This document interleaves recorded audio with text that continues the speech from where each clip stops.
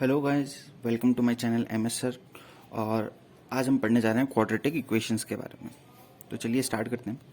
तो quadratic equation होती क्या है? सबसे पहला क्वेश्चन यही है कि क्वाड्रेटिक इक्वेशन होती क्या है। तो क्वाड्रेटिक इक्वेशन एक ऐसा एल्जेब्रिक पॉलिनोमियल है जिसकी डिग्री 2 है।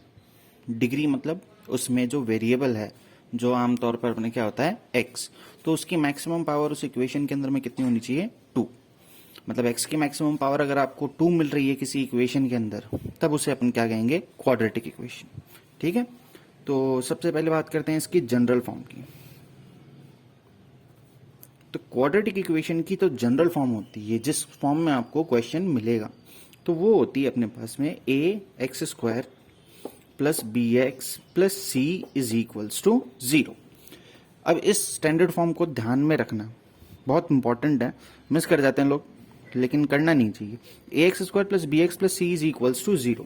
अब देखिए, ये अपने पास में एक इक्वेशन है, इसके अंदर में वेरिएबल x दिख रहा है अपने को, और इसकी जो मैक्सिमम पावर दिख रही है वो कितनी है इसके अंदर में? 2। तो ये कैसा इक्वेशन बन गया अपने पास में? Quadratic equation. अच्छा, अब इसमें एक कंडीशन को याद रखना बहुत ही जरूरी है कि a can not be equals to 0। ये जो a है अपने पास में, a मतलब कोफिशिएंट ऑफ x², इसकी वैल्यू 0 नहीं हो सकती। क्यों? अगर मान लीजिए कि x² के कोफिशिएंट इस a की वैल्यू 0 हो गई, तो ये x² का कोफिशिएंट तो गायब हो जाएगा। और अगर x² का कोफिशिएंट गायब, मतलब x² की जो टर्म है वो गायब। और अगर x² का टर्म ही नहीं रहा, तो फिर ये कैसी इक्वेशन रहेगी अपने पास में? लीनियर। ठीक है, इसलिए a can not be equals to 0। ये इंपॉर्टेंट कंडीशन है इसके अंदर। अच्छा, a के अलावा यहाँ पर जो b और c दिखाई दे रहे हैं अपने को, इनकी वैल्यू 0 हो सकती है, इसमें कोई दिक्कत नहीं है अपने को। b जो x का कोफिशिएंट है और c जो कांस्टेंट है, इसकी वैल्यू 0 हो सकती है। बस अपने को क्या नहीं 0 करना है इसके अंदर में? a, मतलब जो x² का कोफिशिएंट है उसको। ठीक। अच्छा, तो फर्स्ट टाइप का क्वेश्चन आपके इसी पे बेस्ड बनने वाला है कि आपको कोई क्वेश्चन दे देगा, कोई इक्वेशन दे देगा और बोलेगा कि पता करिए कि ये एक क्वाड्रेटिक इक्वेशन है या फिर नहीं। ठीक है, चलिए तो पहला टाइप का वही क्वेश्चन ही देख लेते हैं इसके अंदर में। चेक वेदर द फॉलोइंग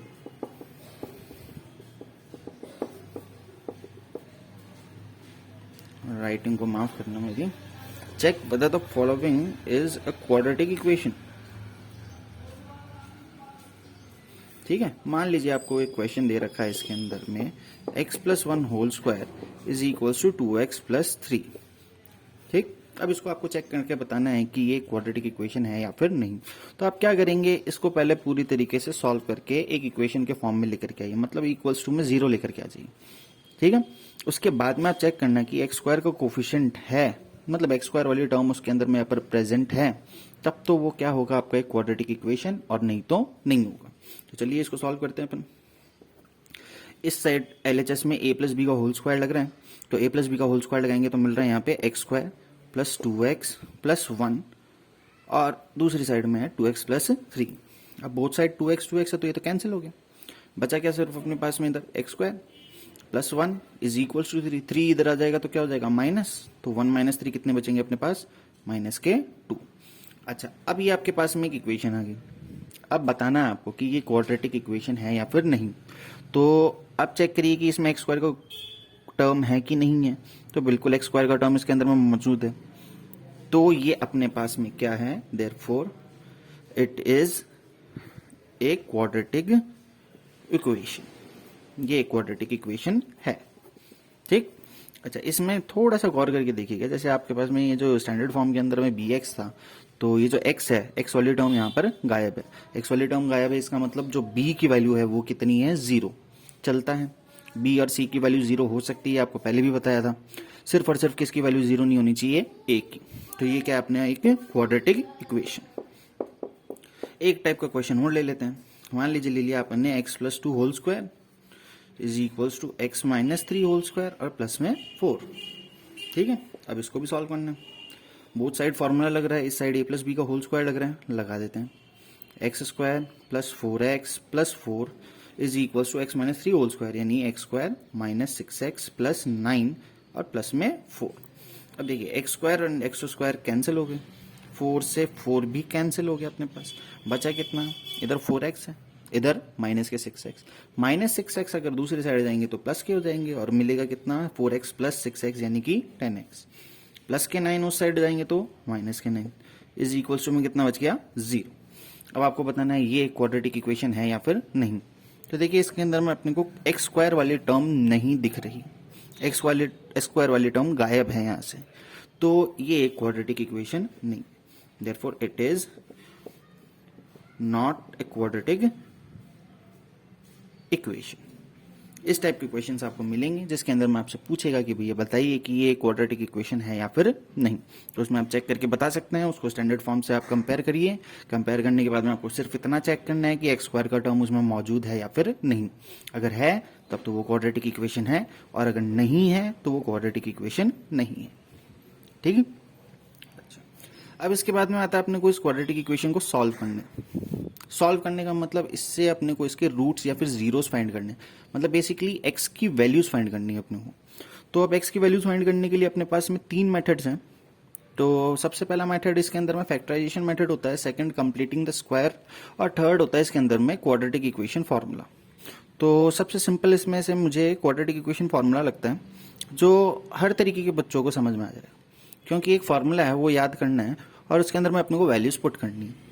तो ऐसा करते हैं, सबसे पहले वही देख लेते हैं, उसके बाद में अपन देख लेंगे फैक्टराइजेशन मेथड और परफेक्ट स्क्वायर मेथड। चलिए, तो सबसे पहला मेथड अपन ले रहे हैं इसके अंदर में सॉल्व करने के लिए, क्वाड्रेटिक इक्वेशन फॉर्मूला,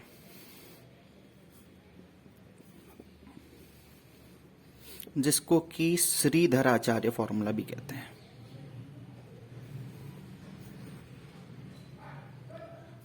ठीक है, क्वाड्रेटिक इक्वेशन फॉर्मूला, इससे अपन सॉल्व करने सीखेंगे।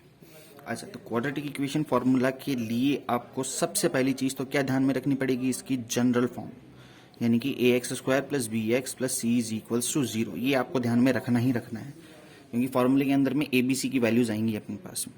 तो अब a क्या होता है यहाँ पर, तो a होता है अपना कोफिशिएंट ऑफ एक्स स्क्वायर, फिर b क्या होता है, b होता है कोफिशिएंट ऑफ x, और c क्या होता है, c होता है कांस्टेंट। कांस्टेंट मतलब हो गया जिस टर्म के अंदर में x नहीं आ रहा, ऐसी जो भी टर्म जिसके अंदर में x नहीं आ रही। ठीक है, तो ए बी सी का मतलब समझ में आ गया। अब क्वाड्रेटिक इक्वेशन फॉर्मूला लिख देते हैं अपन, तो x इज इक्वल्स टू है minus B plus minus under root B square minus 4ac upon 2a। ये अपना क्या बन गया, फॉर्मूला बन गया। अब फॉर्मूले के अंदर में आप देखिए, तो ध्यान से देखिए, आपको सिर्फ एबीसी की वैल्यूज पुट करनी है और कुछ भी नहीं करना। फॉर्मूला आपको याद हो जाएगा, 2-3 बार जैसे ही क्वेश्चन को सॉल्व करेंगे अपने आप दिमाग में फिट हो जाएगा। तो इसमें आपको सिर्फ और सिर्फ क्या करना है, एबीसी की वैल्यूज पुट करनी। अब एबीसी क्या है, एक बार दोबारा से दोहरा लेते हैं। ए मतलब एक्स स्क्वायर का कोफिशिएंट, बी मतलब कोफिशिएंट ऑफ एक्स, एंड सी मतलब जो कांस्टेंट टर्म है। कांस्टेंट टर्म मतलब क्या हुआ, जिसमें x के टर्म्स नहीं है, जो x नहीं आ रहा, जिस टर्म के अंदर में x नहीं आ रहा। ठीक है, तो ये फॉर्मूला याद हो गया।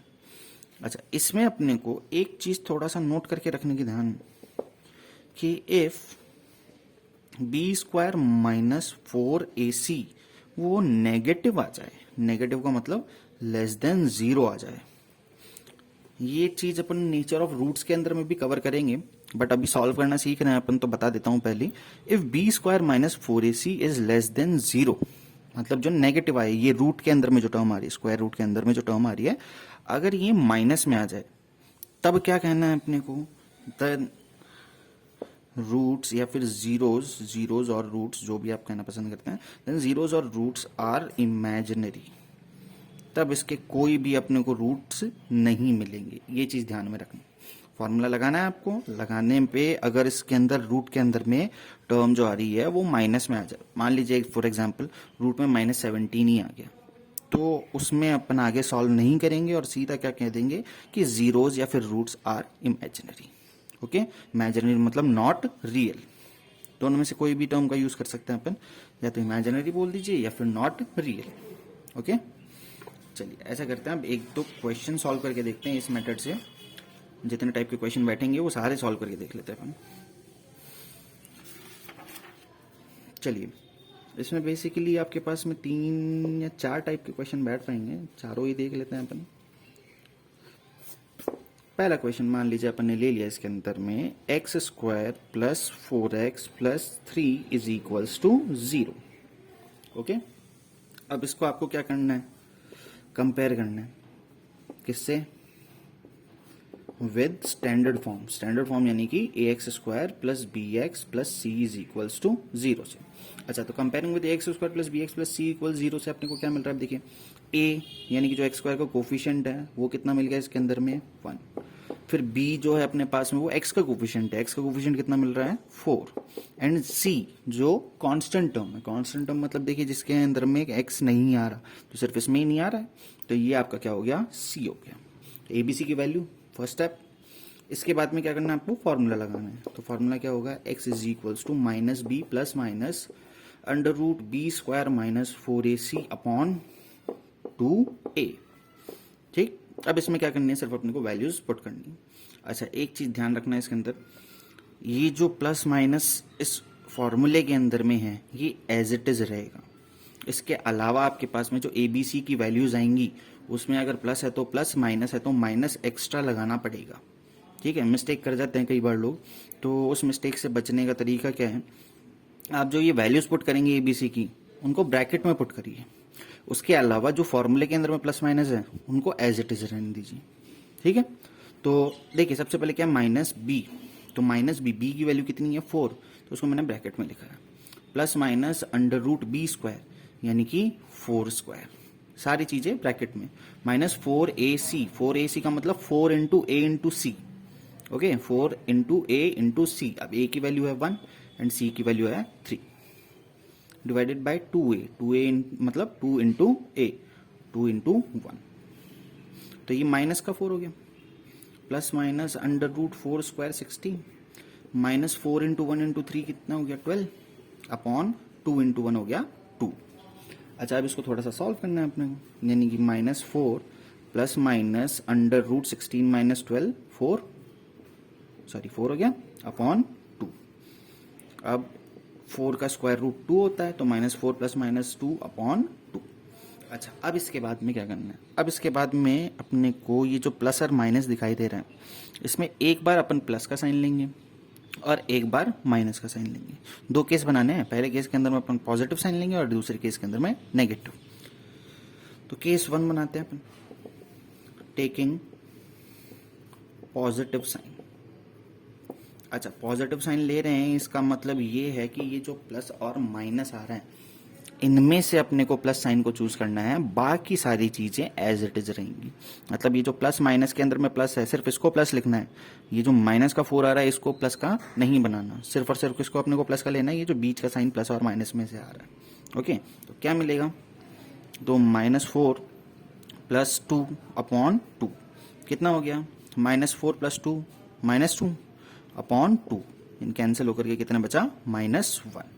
अब केस 2 ले लेते हैं अपन, मतलब पहले अपन ने पॉजिटिव साइन ले लिया था, अब लेंगे नेगेटिव साइन, तो taking negative sign.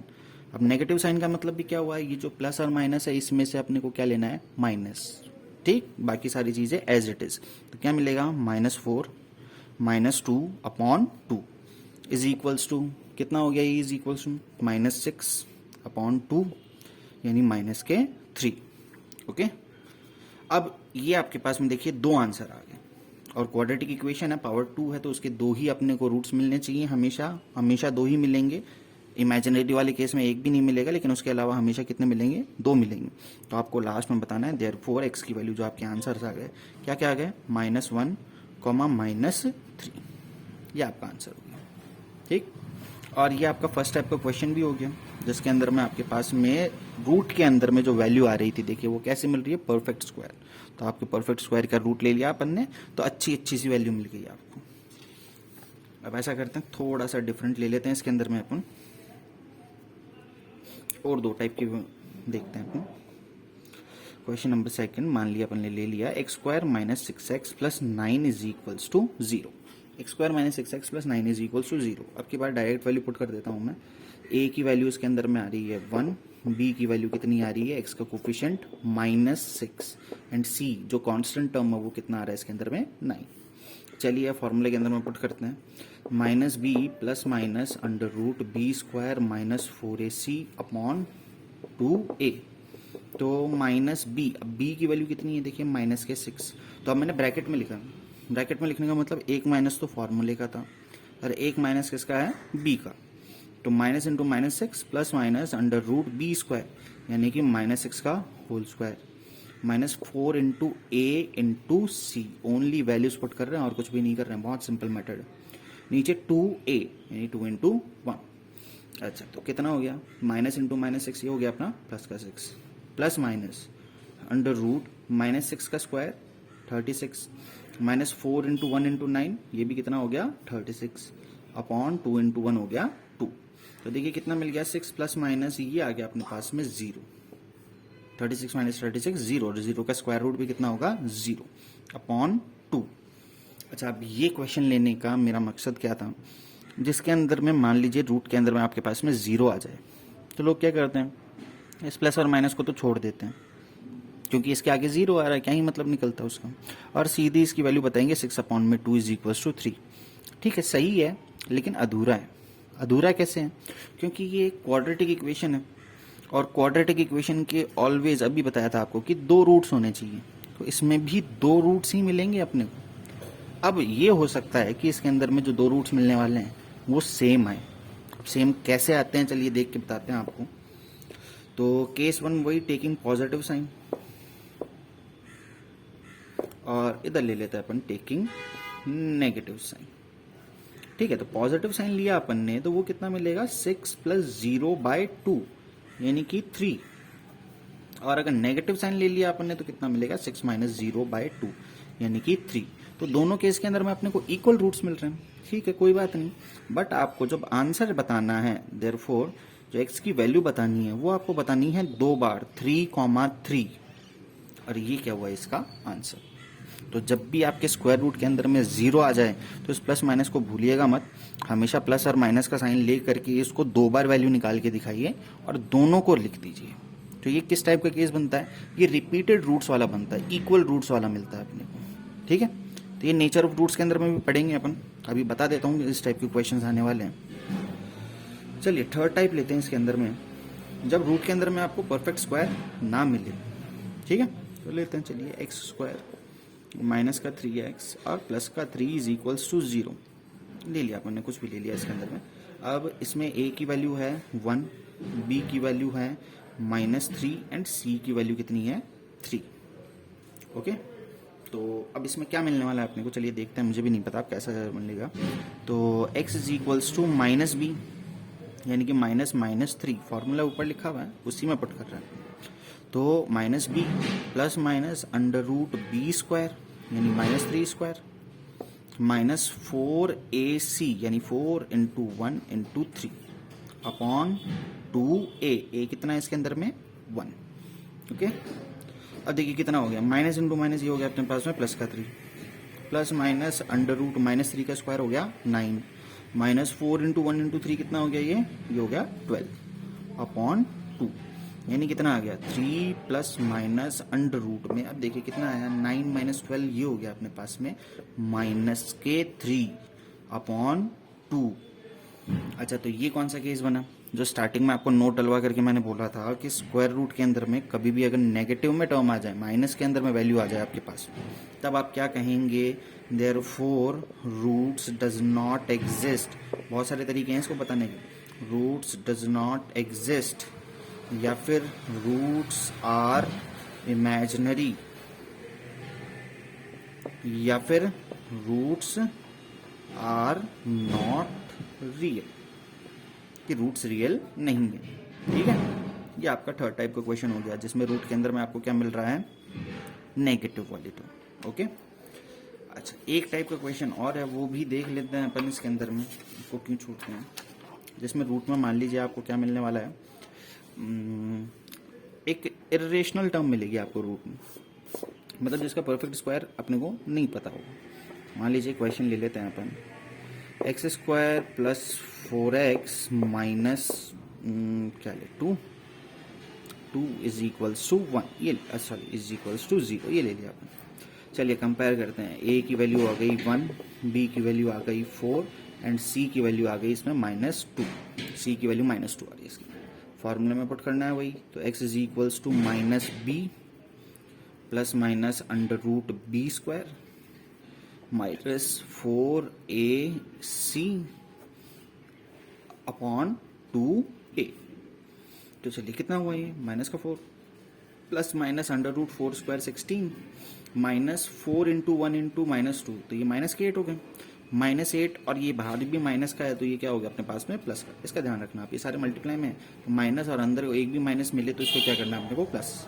4 into 1 into 2 ये कितना हो गया 8 अपॉन 2, तो हो गया -4 plus minus under root 16 plus 4 sorry 16 plus 8 24 upon 2। अच्छा अब देखिए आपके पास में क्या आ रहा है, रूट के अंदर में पॉजिटिव वैल्यू तो है लेकिन 24 का स्क्वायर रूट अपने को नहीं पता। अब नहीं पता तो कैसा केस बनेगा, सबसे पहले तो इसको आप थोड़ा सा सिंपलर फॉर्म के अंदर में चेंज कर सकते हैं, सबको पता होगा फिर भी बता देता हूँ।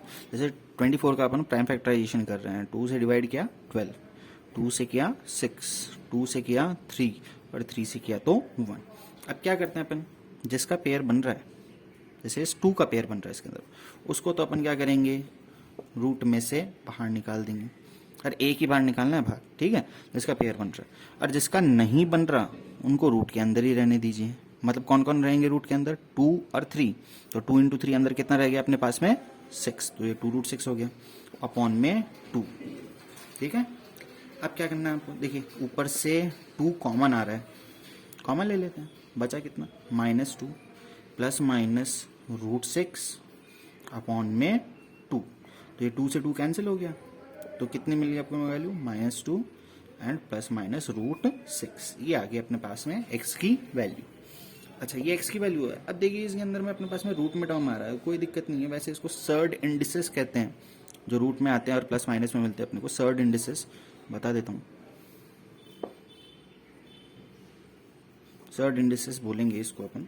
तो इसमें से अगर मान लीजिए आपको अगर एक रूट भी पता है तो दूसरा आप बता सकते हैं, ये ट्रिक क्वेश्चन बनता है कई बार कंपटीशन एग्जाम्स के अंदर में, बताता हूँ भी कि अब इसमें अगर आपने क्या लिया, पॉजिटिव साइन लिया या फिर नेगेटिव साइन लिया, तो क्या मिलेगा देखिए, x is equals to -2 plus √6 और दूसरा आपको मिलेगा -2 माइनस √6। तो जो आंसर बताएंगे आप therefore x is equals to क्या होगा, आप उसको अलग अलग लिख के बता सकते हैं, जैसे कि -2 प्लस √6 कॉमा -2 माइनस √6, या फिर आप इसको डायरेक्ट -2 प्लस माइनस √6 बोल के भी छोड़ सकते हैं, मतलब आंसर यहाँ पर भी आप छोड़ सकते थे, ठीक है, ये आंसर हो गया। अच्छा अब इसमें जो ट्रिक क्वेश्चन बनेगी वो किस टाइप की बनेगी देखिए, तो अगर मैं आपको बोल दूँ इफ़, जैसे इसी क्वेश्चन को ले लेता हूँ मैं, इफ़